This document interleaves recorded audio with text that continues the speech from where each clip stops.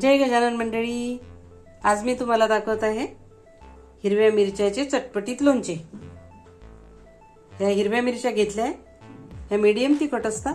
तुम्हाला जर अजून जास्त तिखट आवडत असेल तर तुम्ही तिखट मिरच्या घेऊ शकता। ह्या काही तिखट नसतात, ह्या फिक्क्याच असतात मिरच्या। या प्रकारच्या मिरच्या घेतल्या आपण। त्याच्यासाठी काय काय साहित्य लागेल ते बघूया आपण आता।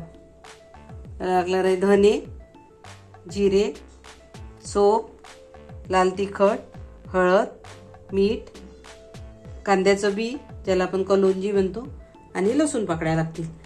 किंवा साहित्य आपल्याला लागणार आहे या लोणच्यासाठी। तर चला मग आता कृतीकडे वळूया। आता आपण हे सर्व मसाले कढईमध्ये भाजून घेऊया कमी गॅसवर। जे मी तुम्हाला व्हिडिओमध्ये दाखवले ते मसाले या पद्धतीने भाजून घ्यायचे। आपण आता या मिरच्या अशा या साईजमध्ये कापून घेतल्या आहेत। पास्ता जसा असतो ना, पास्ताच्या साईजमध्ये चिरून घेतल्या आहेत त्या मिरच्या अशा। स्वच्छ धुवून पुसून तुम्ही कोणत्या पण साईजमध्ये कापू शकता। मी अशा पास्त्यासारख्या कापल्या आहेत। आणि आपण जो मसाला भाजून घेतलेला आहे तो मसाला असा खलबत्त्यामध्ये खूप बारीक नाही करायचा, थोडा असा जाडा बरडास दरदरास ठेवायचा असा। या पद्धतीने मसाला पण खलबत्त्यामध्ये भाजून घेतलेला आहे। आता तेल ठेवूया तापायला। तेलामध्ये असा थोडा मसाला परतला की त्यात आता बाकीचे मसाले टाकून घेऊया।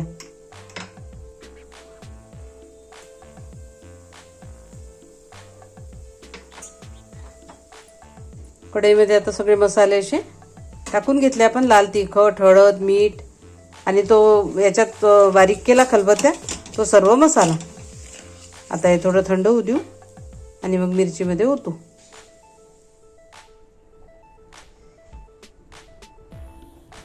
यात टाकूया आपण आता 2 ते 3 लिंबाचा रस।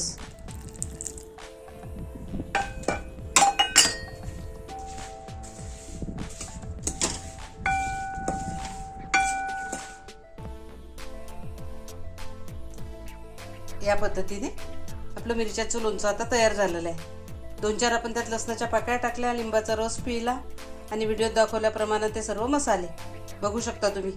रंग काय सुंदर आलाय। तो पदार्थाचा रंग तर छानच यायला हवा, नुसतं चव चांगली असून नाही चालत। बघा काय सुंदर कलर आला आणि चव पण याची अप्रतिम लागते।